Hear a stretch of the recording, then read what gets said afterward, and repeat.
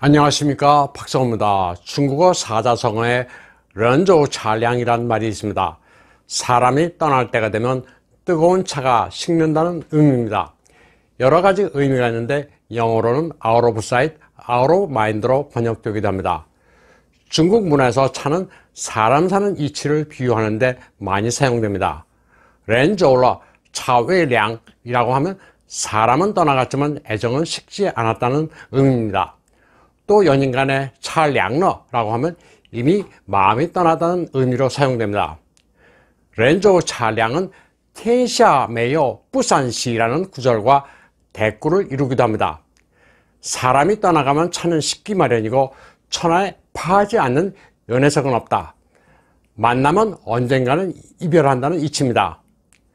렌저우 차량이라는 말이 있는가 하면 렌웨이저우 차지우량 스스타이엔량이란 말도 있습니다.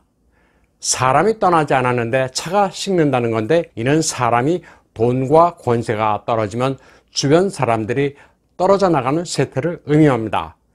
정승의 개가 죽으면 문상을 가지만 막상 정승이 사망하면 이제 덕볼 게 없으니 찾지 않는다는 속담과 같습니다.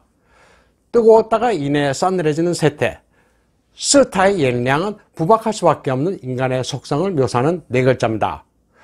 중국어를 공부하든 한학을 공부하든 렌저우 차량은 기억할 만한 한자 성어입니다. 2015년 여름 중국 관영매체 인민일보는 렌저우 차량을 칼럼 제목으로 사용한 바 있습니다. 요지는 늙은 간부는 조용히 자리에서 내려와 정치에 관심을 끊어야 한다는 거였습니다. 부자의 치외 부모 치정, 자리에 있지 않으면 그 정치를 도모하면 안 된다고 적었습니다. 일부 은퇴 간부는 직을 떠난 이후 차가 식는 현실을 받아들이지 않고 권력을 유지하기 위해 모든 수단을 사용한다고 비판한 거였습니다. 칼럼은 늙은 간부들이 항상 컵의 차의 온기를 유지하도록 하려 한다고 지적했습니다. 당시 인민일보는 런저우 차량이 사람 사는 이치라고 적었습니다. 그런데 이번 양회에서 시진핑과 관련해 가장 화제를 모으고 있는 대목이 차입니다. 리커창을 비롯한 정치국 상임위원들 앞에 놓인 찻잔은 모두 하나인데 시진핑 앞에만 유독 두 개의 찻잔이 놓여 있었습니다. 찻잔이 두 개 있으니 차가 식을 새가 없습니다. 시진핑은 이미 정해진 임기가 끝나가지만 계속 권좌에 앉아있겠다는 의지를 내비친 것으로 해석되고 있습니다. 시진핑이 이번 양회 말고도 다른 회의에 참석했을 때도 찻잔은 두 개였습니다. 그런데 이번 양회에서 시진핑 앞에 놓여진 찻잔은 다른 지도자들과는 달리 시진핑 전용으로 디자인된 거였습니다. 예전에도 두 개이긴 했지만 찻잔 종류는 같은 거였습니다. 중공 정치를 해독하기 위해서는 이런 사소한 부분이 중요합니다. 시진핑의 찻잔을 보고 양회에 참석했던 사람들은 고향에 돌아가 이를 화제로 올리며 이야기를 할 겁니다. 그러면 심리적으로 중공 사람들은 시진핑이 연임에 강력한 의지를 가지고 있다고 생각하고 이를 기정사실로 받아들이는 효과가 있습니다. 시진핑은 2012년 가을에 당 총서기가 됐고 이듬해 봄이 되기 전에 국가주석에 올랐습니다. 시진핑 앞에 놓인 두 개의 찻잔 가운데 하나가 2012년부터 2022년까지의 임기를 의미한다면 또 하나의 찻잔은 2022년 이후의 임기를 의미한다고 해석할 수 있습니다.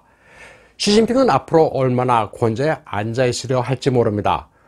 권력 라이벌 숙청이나 개인 숭배 등 여러 움직임으로 볼 때 종신 집권의 의지는 천명했다고 봐야 합니다. 원래 인민대회당에서 헤드 테이블에 차를 따라주는 이들은 여성이었지만 6년 전부터 바뀌었습니다. 인민대회당에서 차를 따라주는 여성들은 키가 훤칠하고 대체로 미모입니다. 장자민이 서비스 여성들을 물끄러미 바라보는 사진도 제법 유명합니다. 2014년에는 여성이었다가 2015년에는 남성이 서빙을 합니다.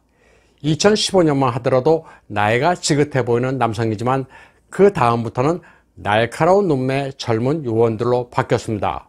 바로 중란하의 경원들입니다. 시진핑에게만 두 개의 찻잔이 제공되는 점은 덩샤오핑이 도입한 집단 지도 체제가 철저히 붕괴됐다는 것도 의미합니다. 다음으로는 세계 경제의 큰 흐름이라 하시는 달러의 현 위치를 간략하게 말씀드리겠습니다. 미 바이든 행정부가 돈을 천문학적으로 풀고 있습니다. 미국을 구하겠다면서 1.9 트릴리언 달러를 시중에 퍼붓고 있습니다. 1인당 1,400달러의 보조금, 실업수당 강화, 연방주 정부 차원의 원조, 내셔널 백시네이션 프로그램 등 온갖 항목을 명분으로 달러를 마구 퍼붓고 있습니다. 스티븐 로치라는 이코노미스트는 이런 상황에서 시장이 바라보고 있는 것은 오직 하나뿐이며 그것은 연방준비위원회가 어떤 일이 있든 제로금리를 고수하고 있다는 사실이라고 분석했습니다. 제로금리 때문에 시장은 정치적 변란과 경기가 회복되는 듯하다 다시 고꾸라지는 더블립 가능성, 넝마 조각이 될 V자 형태의 반등 같은 복잡한 현실을 전혀 거들떠보지도 않는 것 같다고 말했습니다. 블룸버그 달러 인덱스를 보면 US 달러는 최근 몇 년 동안 국제시장에서 침체를 면치 못하고 있습니다. 트럼프 시절 고용이 다소 호조를 보이기는 했지만 실업이 심화되고 있습니다. 이대로 가다가는 달러 가치가 2021년 말이면 최대 35% 하락할 가능성까지 예측한 경제학자도 있을 정도입니다. 때문에 러시아와 중국은 달러에서 슬슬 발을 빼고 있습니다. 러시아는 오바마 때부터 달러 의존을 줄여왔고 중국도 러시아와 한 배를 타고 있습니다. 2020년 1분기의 경우 러시아와 중국 간 무역 거래에서 달러 거래 비중은 처음으로 50% 아래로 줄어들었습니다. 러시아의 경우 달러보다는 금 보유량을 늘리고 있습니다. 정확한 예측은 힘들겠지만 달러의 패권은 예전 같지 않을 것임은 거의 분명해 보입니다. 그러면 다음으로는 밀리터리 분야의 소식들을 전해드리겠습니다. 개발 기간만 20년 넘게 소요된 러시아의 5세대 스텔스기 수호이 57이 2달 전부터 양산 체제에 들어가 실전 배치되고 있습니다. 속도와 스텔스 성능, 놀라운 기동성이 조화를 이루는 러시아 방산 기술의 총합니다. 수호이 27, 수호이 30, 수호이 35 같은 전세대 전투기를 제조한 수호이 설계국 작품이지만 플랫폼부터 완전히 차별화됐습니다. 수호이 57은 파일럿이 한 명입니다. 복자형일 경우 다른 조종사가 담당하는 기능을 AI가 수행합니다. 요격기와 전투기의 요소를 두루 갖춘 수호이 57은 애프터버너 없어도 초음속에 도달하는 강력한 엔진을 가지고 있습니다. 미제 F-35B 같은 수직 이착륙형은 아니지만 이착륙 거리는 기존 전투기에 비해 상당히 짧습니다. 수호이 57은 무장도 첨단입니다. 이전 세대보다 사거리가 2배나 긴 미사일을 내부에 장착합니다. 수호이 57은 200마일에 달하는 목표물 포착거리를 가지고 있으며 동시에 30개의 타깃을 추적할 수 있습니다. 러시아는 미국의 F-22 랩터가 세계 최강이라고 알려져 있지만 이제는 달라질 것이라고 공언하고 있습니다. 러시아 측은 수호이 57이 제공 능력이 탁월한 F-22나 기동성이 다소 떨어지는 F-35에 비해 종합적인 면에서 효율적이라고 말하고 있습니다. 제공 능력은 물론 지상 폭격까지 다목적 임무를 수행할 수 있다는 설명입니다. 서방 전투기의 장점인 장거리 교전 능력과 단점인 독파이트 기량을 수호이 57은 모두 갖추고 있습니다. 수호이 57은 기동성과 속도, 항속 거리 등에서 F-35는 확실히 능가합니다. 특히 채공시간은 5.8시간도로 F-35의 2배가 넘습니다. 무장량과 이륙 중량은 F-35보다 약간 우세합니다. 또 F-35보다 더 높은 곳까지 상승할 수 있습니다. 수호이 57은 여러 고난도의 고개 비행이 가능한 초기동성을 가지고 있습니다. 스러스트 벡터링 트윈 터보젯 엔진으로 노즐을 자유자재로 조절합니다. 고공에서 순간적 자세 전환으로 적기를 공격할 수 있습니다. 반면 미국의 F-22의 프렛 휘트니지의 F-119 엔진은 노즐을 상하로만 움직일 수 있습니다. 수호이 57은 2010년 1월 천여 비행을 거쳤습니다. 추력이 강화되면서도 연료를 절약할 수 있는 2단계 양산형 엔진이 탑재된 기체는 2017년 12월에 비행했습니다. 그리고 2018년 11월에는 시리아에 실전 투입돼 테러 분자들을 크루즈 미사일로 공격했습니다. 2019년 9월에는 오호트닉 무인기와 동반 비행을 성공리에 마쳤습니다. 그러나 같은 해 12월 공군에 인도하기 직전 기체 한 대를 추락으로 잃게 됐습니다. 성공과 실패를 모두 겪은 수호의 설계국은 오는 2028년까지 78대 수호의 57을 양산해 공군에 인도한다는 계획입니다. 미국의 내셔널 인터레스트는 AK-47의 메이커가 자살 공격 드론을 만든다고 보도했습니다. 구소련 시절 세계적 베스트셀러 라이플 칼라슈니코프를 만든 회사가 이제 적의 방공망을 무력화하는 프로펠러 추진 공격 드론을 만든다고 설명했습니다.